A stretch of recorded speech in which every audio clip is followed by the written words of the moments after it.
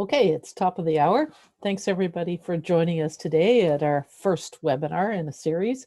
We hope over the next few months to be doing a series of these.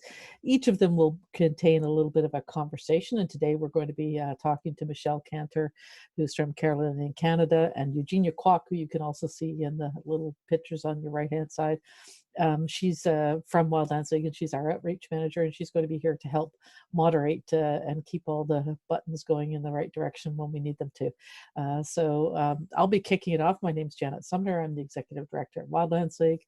And again, thank you very much for attending. We are in a COVID world now, and that reality I know has shifted many things for people. So thank you so much for taking time, whether you're stressed or have anxiety during this time. Hopefully this webinar and this webinar series starts to provide some glimmer of hope of what a post-COVID pandemic world could look like if we are bold enough to imagine.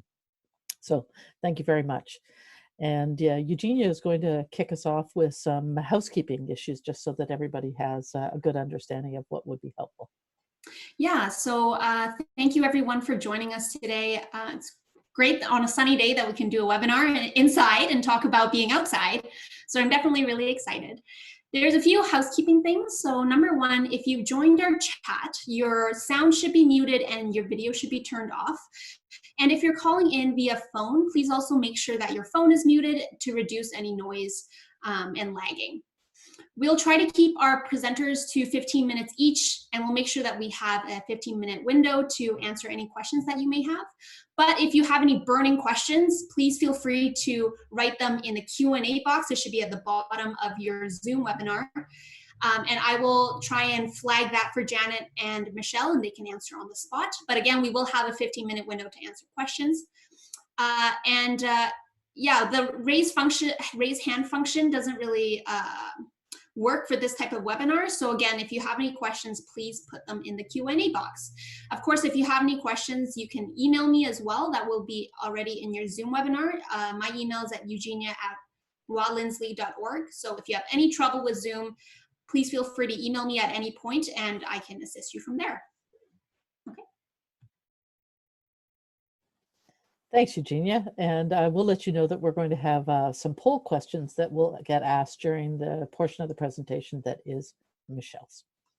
So that's me, Janet Sumner, and I'm flying in a, well, I'm not flying it, but I'm in a helicopter as we're flying over an area where forestry is taking place in Northeast Alberta.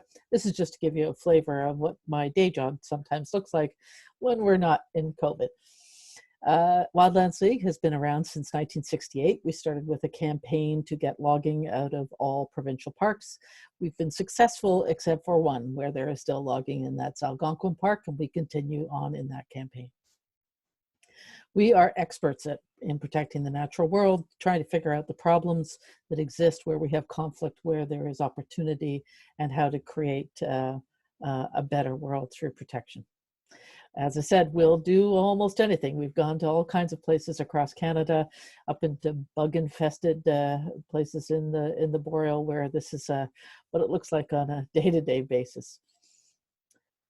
What we work on is we work on protecting the natural world, but also in how that interacts or intersects with climate change.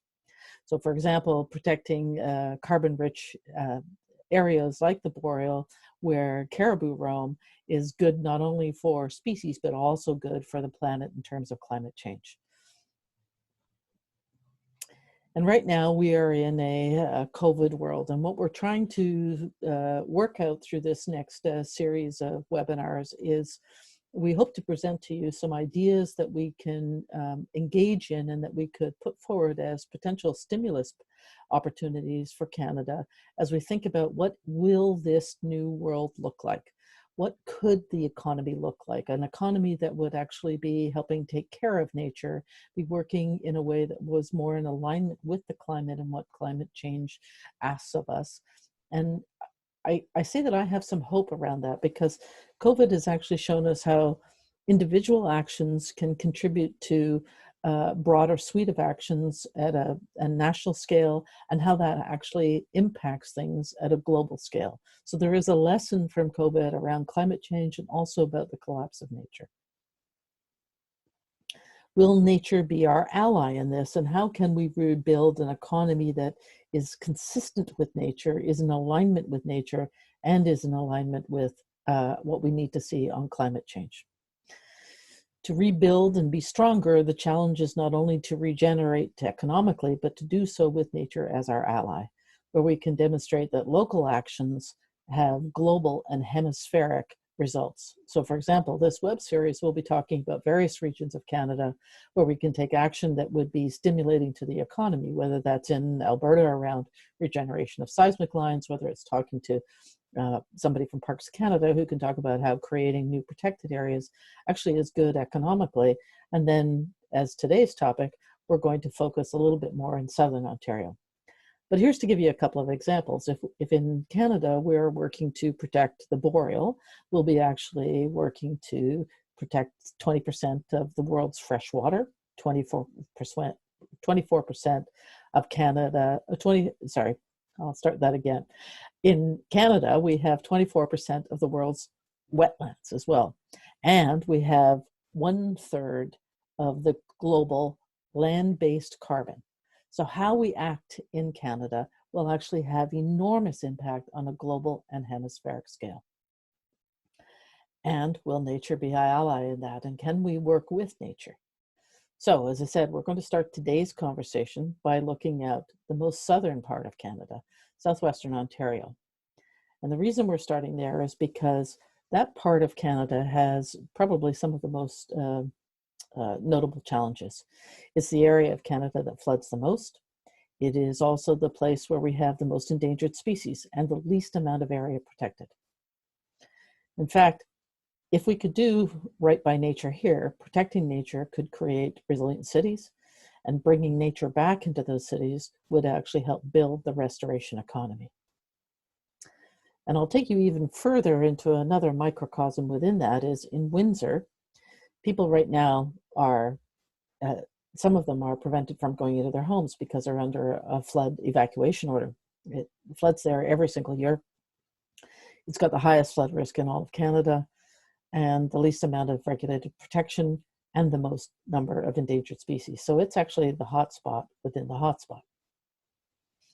And what we started to do was we started to think through this problem and said to ourselves, okay, so how could we actually bring nature back? And you can see this area right here where you've got the yellow box, that's Ojibwe Shores. It has over 160 endangered species, a walnut savanna with tall grass prairies.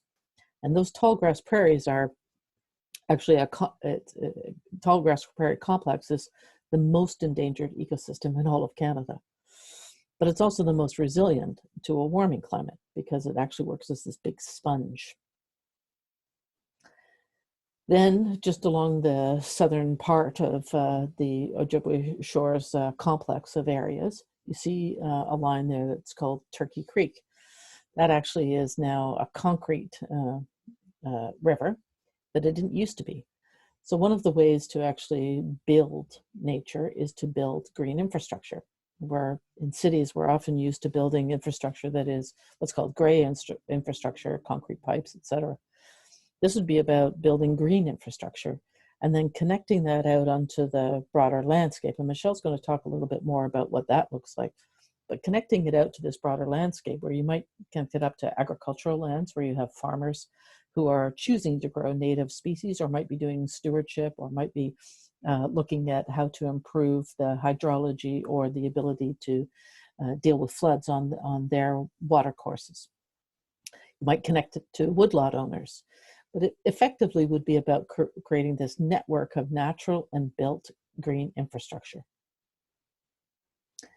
If you were to do that not only in Windsor, but across Southern Ontario and into areas where you essentially have every near urban place in Canada, let's take Saskatoon, Calgary, Edmonton, St. John's, Montreal, Ottawa, Toronto, London, all of those areas across the country, Vancouver, any area where you have a large urban center, could you regrow nature in those cities and then create that connected network across the landscape out to the broader landscape level?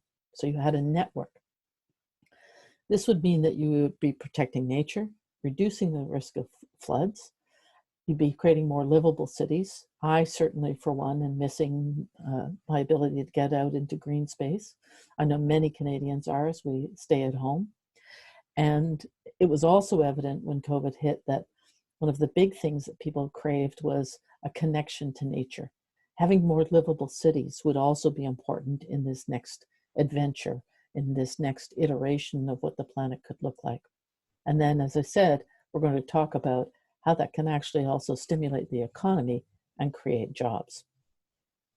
So I'm going to kick it over to Michelle, who's going to give us a little bit of a bird's eye view, maybe more detail in terms of how Carolinian Canada is working on that and how they are literally growing probably the biggest green garden you've ever seen. Thanks, Janet. Yeah, that was a great overview and context. So I'm going to zoom in a little bit in Southern Ontario. We're a network of leaders growing healthy landscapes across the Carolinian zone. In our network, we have currently about 300 groups and 3,000 volunteers. And on our board, we have grassroots, government, agriculture groups who want to work together for a big picture conservation strategy. Next. This is Canada's biodiversity hotspot. Home, just checking, can you see the map? Okay, there's a bit of a lag, so I'm just checking what that is. Okay, this is Canada's biodiversity hotspot, home to 1/3 of Canada's wild species. And we've collectively made some great gains in this area over 35 years, but despite best efforts, we're still losing. Next. So when we updated our big picture strategy, we started conversations with other sectors, and we started to see a way to grow hope. Nature is the forgotten solution for a climate-smart green economy, as Janet pointed out. We heard from all sectors that it's time to connect the green dots. So we started doing that, and early results are exciting. We are starting to shift the paradigm, and the story is just beginning. Next. This is a complex landscape with high diversity of habitats, species, people, land use, jurisdictions, high diversity of interests and sectors. It's also an economic engine of Canada. Next. So our new theory of change connects the green dots from people to economic systems to healthy landscapes to big picture benefits. And it fills 3 gaps. Next. 1, First Nations were always part of our network, but had we fully explored opportunities for local collaboration? 2, next. As ecologists, we know that native plants are the building blocks of society. So why was the native plant industry failing? 3, next. Why is conservation left out of our current economic and investment models? So, as we do, we tried to put theory into action. We developed this conservation finance model, which is a bit squished, but that's okay. What it does is strategically connects deep knowledge in 5 sectors. And at the top, the sector is Indigenous, which on my screen is blocked out. So in case you can't see that. So the result is a dark green type of investment vehicle. And we have learned that investors are hungry for this. Next.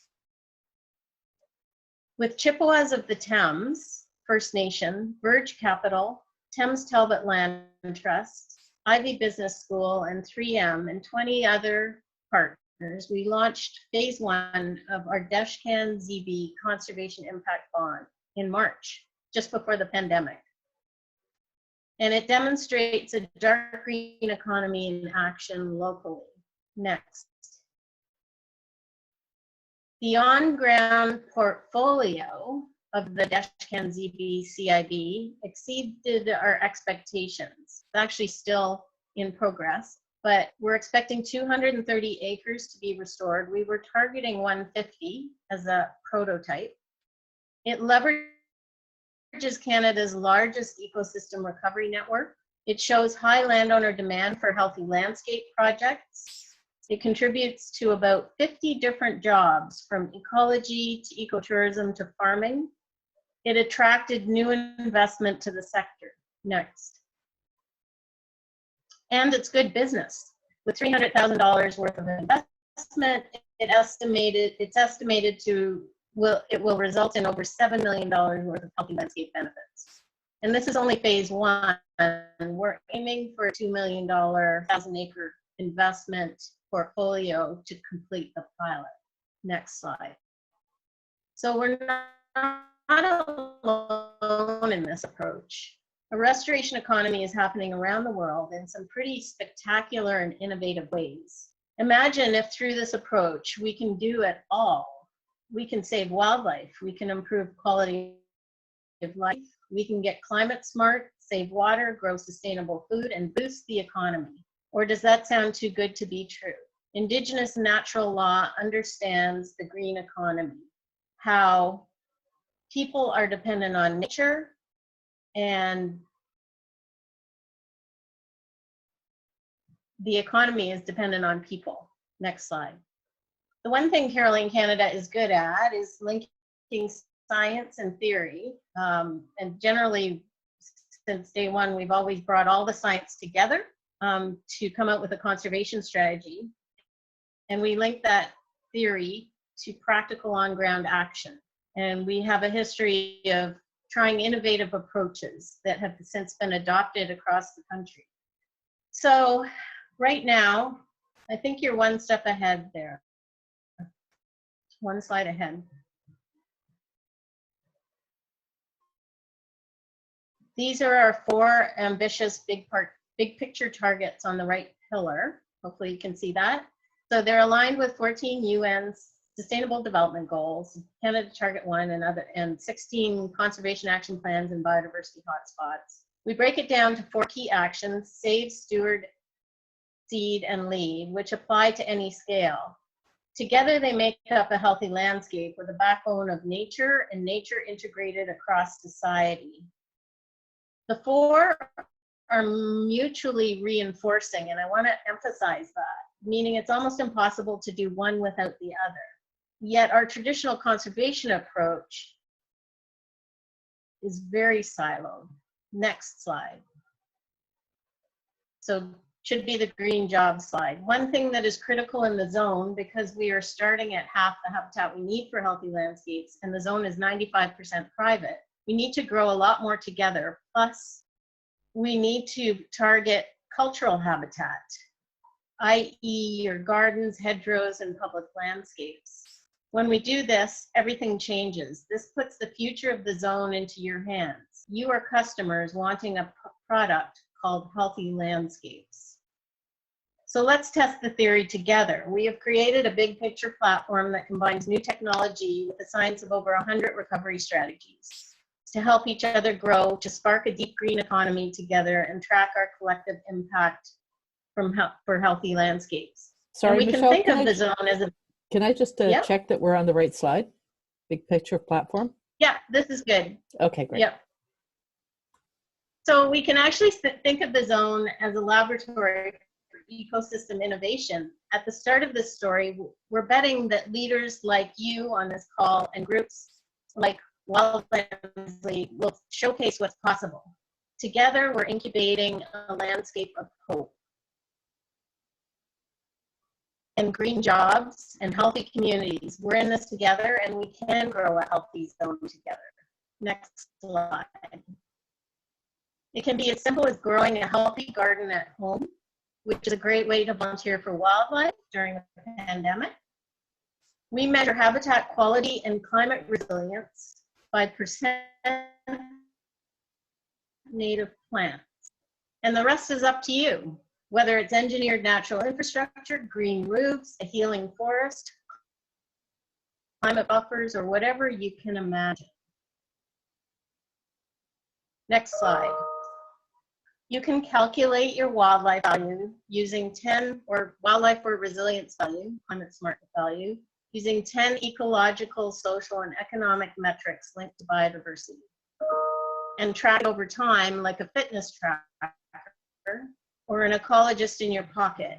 It is designed to measure personal and collective impact at any scale.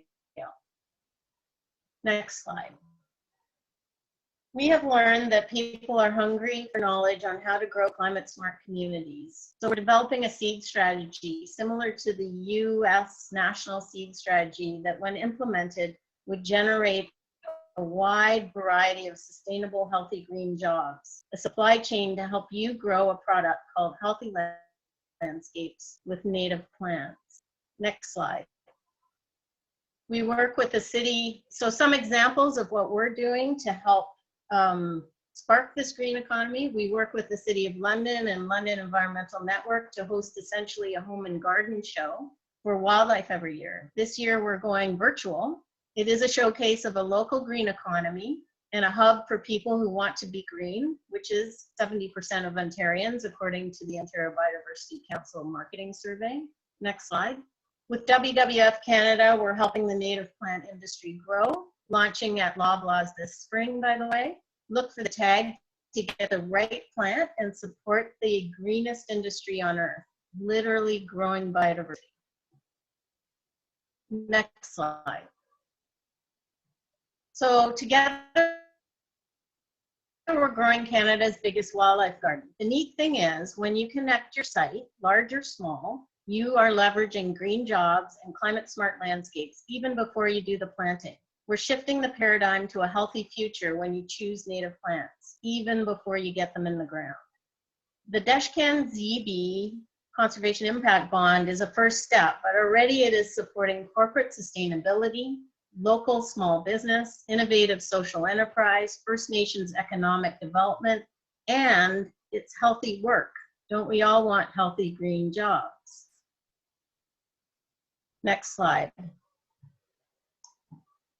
The CIB will use, and the new big picture strategy, will use nature to grow resilient landscapes to protect us from flooding, drought, and other extreme weather. Next slide. It will save us money. It will benefit all of Canadians. We know this ecoregion is a critical buffer to 1/5 of the world's fresh water and home to 1/4 of Canadians, and it feeds millions.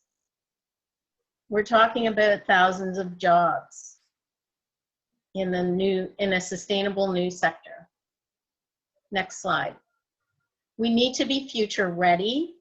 The next generation knows it and they're hungry for it. These young landscapers are designing pollinator-friendly market gardens and institutional landscapes and getting ready for the restoration economy. Next slide. So our big hairy goal of doubling our habitat and protected areas, when we break it down to doable actions, many sectors are involved across the landscape, creating lots of green, healthy jobs that actually bring us together, unify us across the landscape. Next slide. We know our very lives depend on it. Next slide. And it all starts with a seed. Next slide. To grow hope together, and always for wildlife babies. That's it. Getting used to this Zoom webinar. Thank you, Michelle. I really, really appreciate that. And I know she's going to stay with us for some questions. As you can see, that's about creating a nature strategy. It's part of a nature strategy in Southern Canada.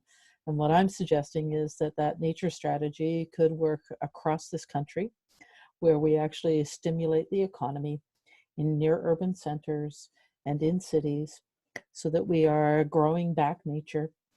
It will help us rebuild our connection to nature on a personal level. It will help us clear the skies so that we have a better outcome on climate change. and it will actually address where we have the highest loss of species, which is near urban centers.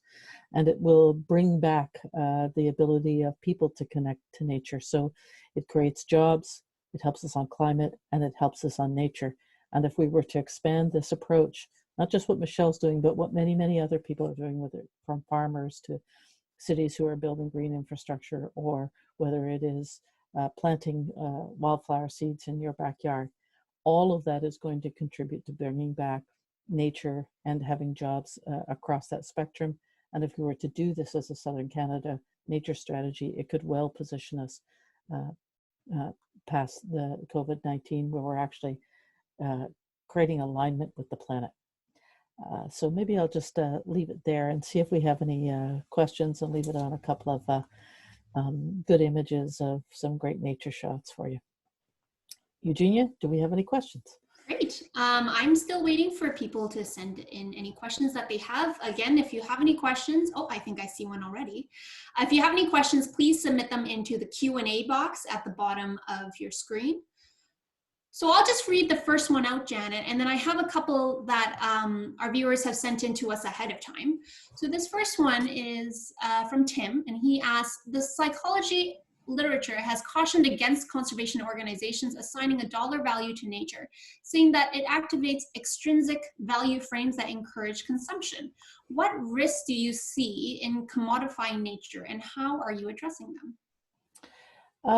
We're not necessarily assigning a dollar value to nature. I agree with you that there's some psychology about that. It becomes very much about a user frame, if you will, sort of the traditional, are we using nature, and then how can we just commodify it and create all these dollar values? So I'm not necessarily suggesting that we look at that, but there are some real jobs that are created by doing the building green infrastructure in cities, and by doing the native plantings, and you can actually track that.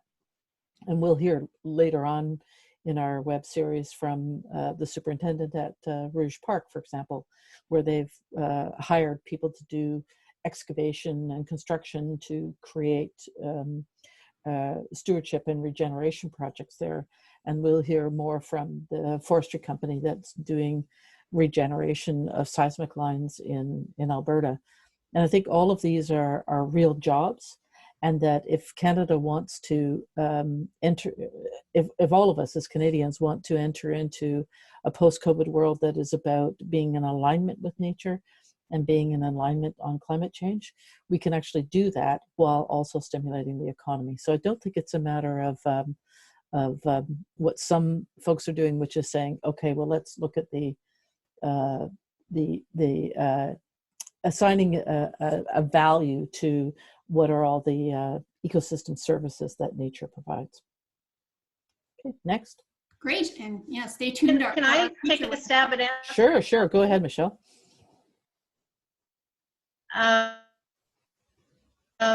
Says my internet connection is unstable, so just let me know if you can't hear me. But we get asked that a lot, especially as we develop the conservation impact bond, and it is a whole day of discussion, really. But two things I'd like to point out is, one, the current method isn't working.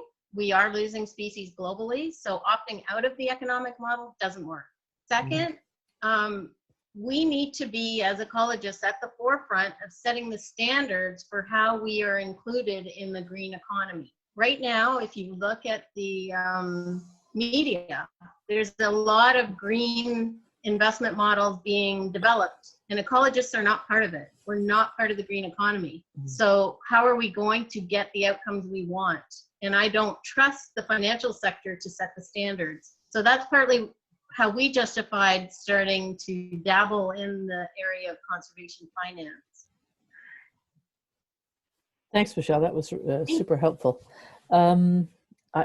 Eugenia, next one. All right. We have one viewer asking us, what do you think the future looks like for recent graduates? And Michelle touched on this too, that, you know, young people were ready, we're excited, we want to do something for the planet. What do you think the future looks like for us? Michelle, why don't you go first on this one?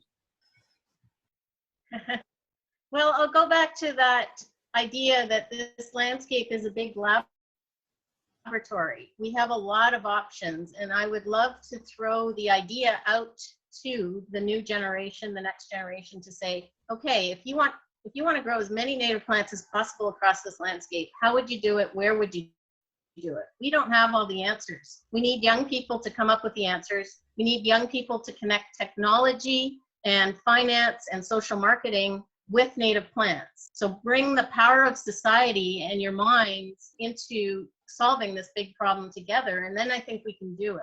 We can't do it with old style conservation, which is built on the idea that we have enough nature. We're actually in this restoration economy where we need to grow nature. And guess what? Those are really fun, healthy jobs instead of stopping pollution, which still needs to be done. I don't want to say that needs to stop, but growing things and growing and designing your green future is much more positive, and that has actually been shown in science to change behavior more. So when we teach people how to grow a native plant, they're going to start thinking about the pollution they put on their land that affects that native plant. So we're building ownership. And so I invite the next generation, and I've heard over and over again, you know, we want to work in environmental science. What does that look like? And at first I was saying, oh, don't do it, there's no jobs. But after we did this new strategy and connected with the First Nations and the financial sector and the native plant sector, the energy at our conferences just changed. Like, there was excitement, people had great ideas. And I mean, I haven't even really gotten into the truth and reconciliation part, but that is just blowing up as an amazing way to heal Mother Earth and build connections with First Nations, at the same time, actually in practical ways, take part in reconciliation. So it's no one answer, but I think there's a lot of opportunity, and I'd love to co-develop that with the next generation as to what does that green future look like. Mm-hmm. Yeah, I would agree. And I think that because we're talking at such a broad landscape level, jobs can include anyone from being a city planner. What does the green infrastructure look like in a city? It could be from the financial sector, where financial markets are looking for different models that are going to help support, like the Green Bond program that Michelle mentioned. It can be from landscapers who are working with homeowners and perhaps providing landscaping to homes and creating, seeding things that will actually attract wildlife, that will support things. And I know that I think it's Michelle's group and WWF have a tool where you can go on and actually enter your garden in there and see how it connects to all the other gardens, literally growing back our wild places for birds and for butterflies to land. It can be places where you're working with somebody like Parks Canada, where you might be an ecologist, or you might be somebody who understands facilitation and can help with facilitation. It could be tree planters. It could be somebody who's working on a farm who says, I want to grow native plant species here, or I'm really good at this kind of agriculture, but I could grow a different kind of, not crop, but a different kind of suite of species over on this particular land. I could do regeneration. So it really is almost any different kind of job you could imagine that gets applied to this problem. Whether you drive a backhoe and want to help with excavation projects that might be part of a regeneration project that might be along the banks of the Thames in London, Ontario, or maybe you're somebody who's helping grow those seeds in a nursery. You can be part of the restoration economy. And that's really what it means, is it's not any one job. It's as many jobs as you can imagine, and everybody having the ability to see themselves as part of the solution and as an environmentalist.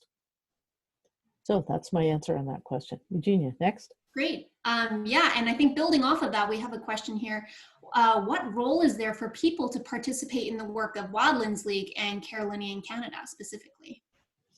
So, for example, right now, Waldens League is, like everybody else, working from home. We're doing our outreach using Zoom, and everybody's learning how to become a new Zoom expert. And it means that our volunteers are also helping us on Zoom and on any other social media platform promotion.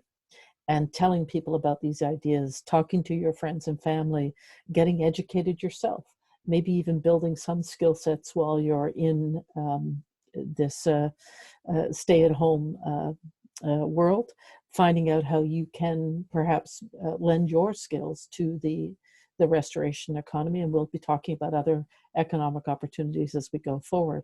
But I think helping to broaden the number of people who understand this, thinking about what your position might be, whether it's as a volunteer or contributing through your work or through your family, what are the kinds of seeds that you would want to plant? I know Michelle has expertise of anybody who's living in Carolinian Canada, which is that sort of southern band along the shores of the Lake Ontario and Lake Erie. And she could maybe speak a little bit more to that about what people can do in that region, certainly around planting native plant species at this time of year. Michelle? Sure, thanks. Yeah, as I alluded to in my talk, we're gearing up for, I think, what's going to be called the 10K challenge. So we need as many volunteers for wildlife at home. Right now we have 3,000 volunteers. We want 10,000. And we want to start with people who care. Like we believe you are the leaders who care, and you can actually help shift the paradigm by us all working together. So it's we've created a simple portal, as simple as possible. If you Google Canada's biggest wildlife garden, you'll find it, and it'll take you to the In the Zone tracker. Test out the tracker. We're going to be updating it. So we're also taking feedback. But what it is trying to connect you with 30 years of conservation science, and then measuring that so that we can actually figure out, where are we at? Like, who are the leaders on the landscape? What are you doing? What are you interested in? It's a little bit of a survey too, and we use that to work with the native plant growers to figure out, what native plants are of interest and how can we work with them. So we're looking at maybe getting home kits available. That will take a little bit of time, but putting more tools on the internet so that over the 2020, we're not losing a year in growing native plants. And we figure it's a great backyard activity at this time. So try, if you've never had a native plant, try one. You're still reversing the trend of habitat loss. And if you're an expert, grow more or share your knowledge, and we have ambassador opportunities. So I'll stop there, but there's always lots to do. Start in your backyard. Yeah, and actually that feeds into my next question, which is also one of my questions. What can someone who has a vegetable garden do to help in this effort? I have a vegetable garden too, and I'd like to know. Well, I'm going to maybe follow up just a little bit with where Michelle was at as part of that initiative to get 10,000 volunteers and get people out planting native species. We do happen to have some native species seeds in our office, or not in our office, but available to send out to you. And over the next coming weeks, we'll be launching a little bit of a promo so that you can get some native plant species. And if you're in Carolinian Canada, because they're native to Carolinian Canada, and so you could kick off or help Michelle kick off her volunteers by planting some of these. So we'll be letting people know a little bit more about that as we go. And I think the question about the vegetable garden would be more about what species can you plant that might be complementary to your vegetable garden and that would attract different birds and be food and sustenance for things like butterflies who are on migration, etc. But maybe, Michelle, you have a little bit more detail on that. Well, no, I agree with you. That's what you should do. And one of the great ideas that was posed to us was a foraging garden. So right now our natural areas are being, before the pandemic, they were actually being devastated by foragers who were collecting wild things in nature and connecting with nature. It's all great, except our species were disappearing. So we're asking people to grow foraging wild plants in like a foraging garden. So you could grow like wild leek or wild ginger, that kind of thing, if you really want to focus on the edible pieces or plants. Pawpaw as well is a really popular one. And then again, as Janet said, like not everything needs to be eaten. They do help your vegetables grow by regenerating the soil and protecting it from disease and things like that. So having a nice buffer of native plants in your yard. We're asking people, if you haven't got any native plants, start thinking about having a 10% of your yard native plants. And how does that fit in? We can't tell you that. That's where we're looking to you. Like, how do you do that? Let's figure this out together. Yeah. Awesome. So we have 5 minutes left, and I just want to ask one more question.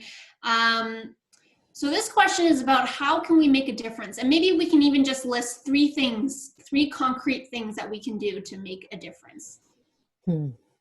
Well, I think one of the number one things that everybody can do is getting a little bit more educated on these things. And I personally am always getting surprised at the new and innovative ways that we can be changing the planet. For example, I didn't know about the Carolinian Canada project until maybe about 18 months ago. And it was a revelation to me, coming from southwestern Ontario, grew up in London, Ontario, and just this idea that we could actually regrow nature and what that would look like. So for me, always being on the willing and an open heart and mind as we seek out solutions and what that could look like.